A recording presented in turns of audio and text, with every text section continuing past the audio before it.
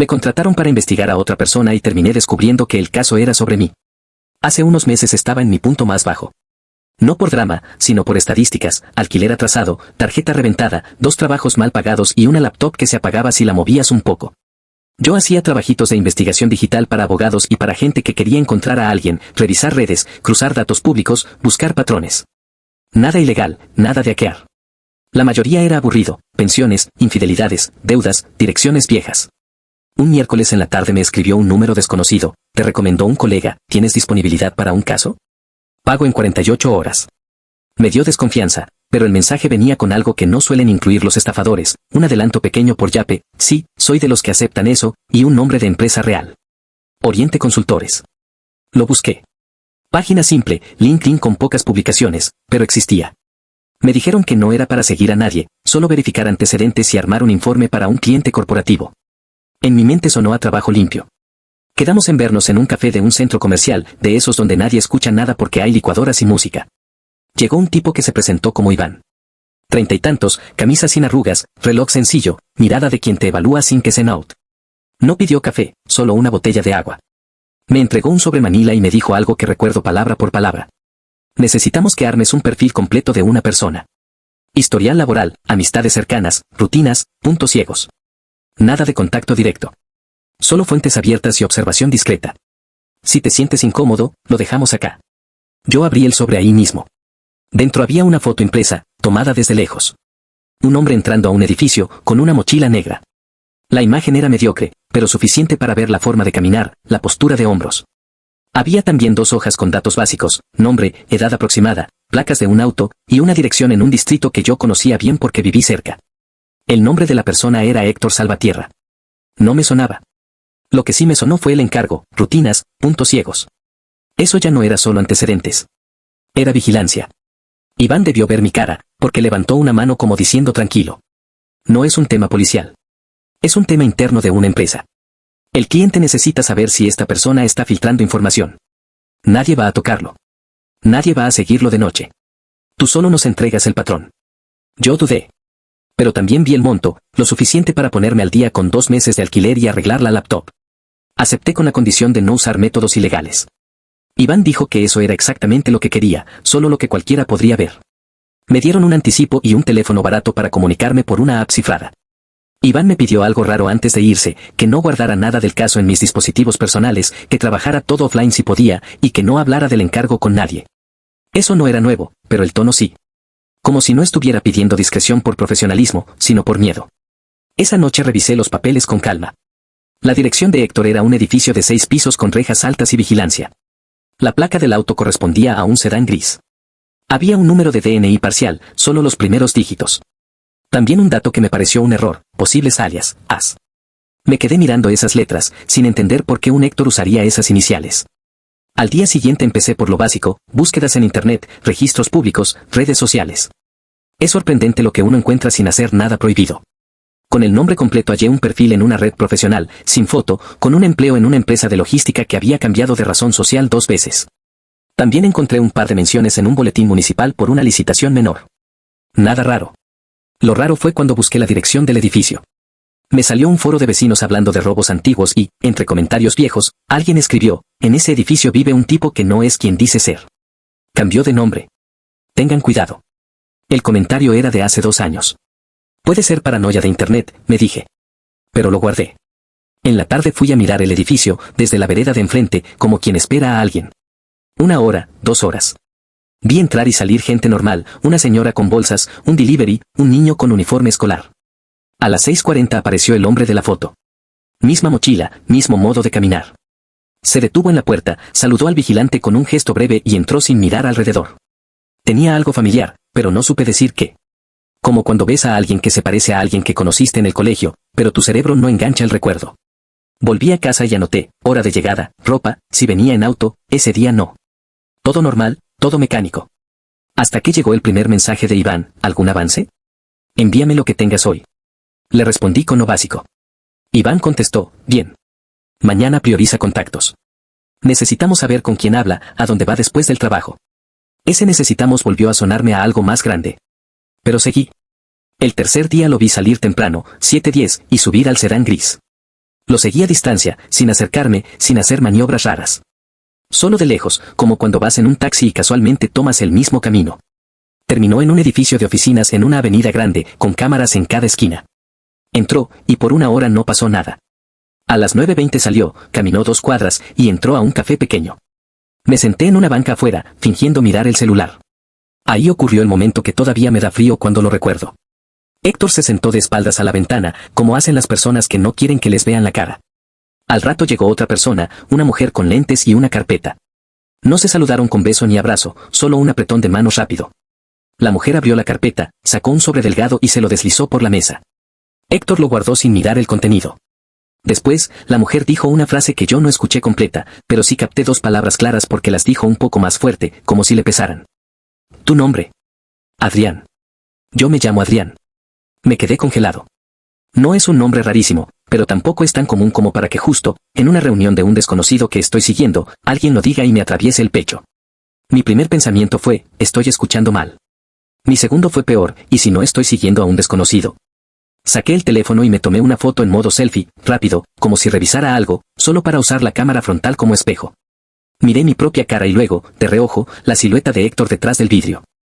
Mis manos temblaban. No porque fuera peligroso, sino porque mi cerebro hizo una asociación absurda, la forma de la nariz, la caída del párpado, un gesto mínimo al apretar los labios, cosas que uno no nota hasta que se obsesiona. Esa noche abrí el sobremanila otra vez y miré la foto durante mucho tiempo. Me acerqué a la pantalla, le subí contraste, recorté, comparé con fotos mías viejas. Me dije 1000 veces no seas ridículo. Pero había algo. Una similitud demasiado específica para descartarla como coincidencia. Al día siguiente llamé a Iván, rompiendo la regla de solo por app. Me contestó al segundo tono, como si ya estuviera esperando. Necesito que me aclares algo, le dije. ¿Por qué este caso se siente personal? Silencio. Luego. ¿Qué viste? Escuché mi nombre. Otra pausa. Escuché su respiración. No era la de alguien sorprendido. Era la de alguien cansado. Adrián, mira, dijo finalmente. Yo te dije que si te sentías incómodo, lo dejábamos. No. No me cortes así. Quiero saber por qué mi nombre está cerca de este tipo. No puedo por teléfono. Ven mañana a la oficina. Te explico lo que pueda. Lo que pueda. Esa frase me encendió todas las alarmas. Me pasó por la cabeza que tal vez me estaban tendiendo una trampa. O que me confundieron con otro. O que Héctor en realidad era una investigación sobre alguien que me había robado identidad. Pero, si era eso, ¿por qué pedían rutinas y puntos ciegos? Esa noche casi no dormí. Revisé mis documentos, mi DNI, mi partida de nacimiento, cosas que uno asume como firmes. Todo estaba en regla. Abrí una caja donde guardo papeles viejos y encontré algo que no veía hace años, una foto de mi papá con un hombre al lado, los dos en una reunión familiar. En el reverso había una fecha y una palabra, Héctor. Yo había crecido escuchando nombres de tíos lejanos, amigos de mi viejo, gente que venía y desaparecía. Pero no recordaba a ningún Héctor. Empecé a sentir que el piso se movía. Al día siguiente fui a la dirección de Oriente Consultores, que estaba en un edificio antiguo, con oficinas pequeñas. Iván me recibió sin sonrisa. Me hizo pasar a una sala donde había una mesa, 2 sillas y una carpeta negra cerrada. Antes de que digas nada, me soltó, necesito que me confirmes algo. Tu nombre completo es Adrián Rivas. Se me cerró la garganta. Sí, respondí, lento. ¿De dónde sacaste eso? Iván abrió la carpeta negra y deslizó una hoja hacia mí. Era un documento escaneado. Se veía viejo, como de los que se imprimen con tinta que se va volviendo marrón. Arriba decía acta y abajo un sello. Yo solo leí mi nombre y el año, 1997. Luego vi otra línea que me hizo sentir náuseas. Observación, posible suplantación / duplicidad de identidad. ¿Qué es esto? Pregunté. Lo que te voy a decir no te va a gustar, dijo Iván. Y puede que no me creas. Pero el caso que aceptaste no era sobre Héctor. Héctor es solo la puerta de entrada. Yo lo miré, esperando el golpe. El caso es sobre ti. Me reí, pero fue una risa sin aire, como un espasmo. ¿Sobre mí? ¿Qué cosa? ¿Qué hice? Nada. Al menos, no conscientemente. El cliente cree que tú no eres tú. O que, mejor dicho, tu identidad fue construida alrededor de una mentira. Y necesitan verificarlo. Me quedé callado. Iván siguió, midiendo cada palabra. Hace años hubo un proceso interno en una entidad. No puedo decir cuál. Se detectaron DNIs duplicados, partidas alteradas, personas registradas 2 veces con nombres diferentes. En varios casos, esas personas terminaron con vidas normales, sin saber nada. Pero hubo un patrón, un intermediario, alguien que hacía los cambios. Ese alguien aparece relacionado con Héctor Salvatierra. Por eso empezamos con él. ¿Y qué tiene que ver conmigo? Dije, ya sin paciencia. Iván respiró hondo. Tu partida de nacimiento tiene inconsistencias. Tu primera dirección registrada no coincide con ningún padrón municipal. Tus primeras vacunas aparecen en un centro de salud que, en ese año, no existía con ese nombre. Son detalles. Pero cuando los juntas, no son casualidad. Me sudaron las manos. Yo quería gritarle que estaba loco, que mi mamá me tuvo, que yo tengo recuerdos, que esto era una estafa sofisticada. Pero algo en mí, un miedo viejo, reconocía ese tipo de huecos. Pequeños vacíos en mi infancia, una etapa de la que casi no hay fotos, historias familiares que se cortan, silencios cuando preguntaba por ciertos años. ¿Quién es el cliente? Pregunté. Iván negó con la cabeza. No te puedo decir. Pero si puedo decirte esto, si estás metido en algo grande, no conviene que sigas investigando por tu cuenta. Lo que sí puedo hacer es darte una opción, o abandonas el caso y te vas, o seguimos, pero ahora sabiendo la verdad. Te van a pagar el doble si colaboras. Colaborar. Como si fuera mi decisión estar en medio. Salí de esa oficina con la cabeza zumbando. Caminé sin rumbo por varias cuadras, como un borracho sin alcohol. Todo me parecía irreal, los carros, la gente, los anuncios. Pensé en llamar a mi mamá, pero me dio miedo preguntar y que se quebrara algo que no se podía reparar. Esa tarde me llegó un mensaje por la app, no vuelvas a la oficina. Hay movimiento. Te contactará otra persona. Venía del número de Iván, pero el estilo era distinto, más seco. En la noche, cuando ya estaba en mi cuarto, alguien tocó la puerta. No un toque normal de vecino, sino 3 golpes firmes, espaciados. Miré por la mirilla y vi a un hombre mayor, canoso, con una carpeta en la mano. Me pareció haberlo visto antes, pero no sabía de dónde. No abrí de inmediato. Pregunté quién era. Vengo por el asunto de Héctor, dijo. Y por el tuyo. Abre, Adrián. No tenemos mucho tiempo. Me quedé helado por segunda vez en la semana. No porque dijera mi nombre, sino porque lo dijo como quien llama a alguien de la familia. Con una familiaridad peligrosa. ¿Quién eres? Insistí. El hombre pegó la carpeta a la puerta, justo a la altura de la mirilla, como si quisiera que yo viera lo que había ahí. A través del vidrio redondo vi una foto vieja, amarillenta, de un niño de 5 o 6 años. Tenía una cicatriz pequeña cerca de la ceja. La misma cicatriz que yo tengo, y que siempre creí que me hice cayéndome de la bicicleta a los 8. Abajo de la foto había una frase escrita a mano. Nombre original, tachado. Nuevo nombre, Adrián Rivas. Fecha de traslado, tachado, punto. Sentí que las piernas se me aflojaban. Ese niño, murmuré. Eres tú, dijo el hombre desde afuera. Y si no abres, van a venir otros. No con carpetas. Con preguntas. Y esas preguntas no las vas a poder contestar. No sé cuánto tiempo me quedé mirando esa foto sin respirar. Mi mano fue al pestillo, lo bajó, y abrí apenas, dejando la cadena puesta. El hombre metió la carpeta por el espacio y habló bajito, casi como un susurro. Tu vida no empezó donde te contaron. Y Héctor no es un desconocido. Héctor es la persona que firmó para que tú desaparecieras en papel y aparecieras con otro nombre. Ahí se me apagó el mundo. Esa noche leí la carpeta entera con la luz del celular. No eran pruebas perfectas, eran piezas, copias, sellos, firmas, recortes de periódicos viejos, un reporte de un incendio en un archivo municipal, una lista de nombres con tachones.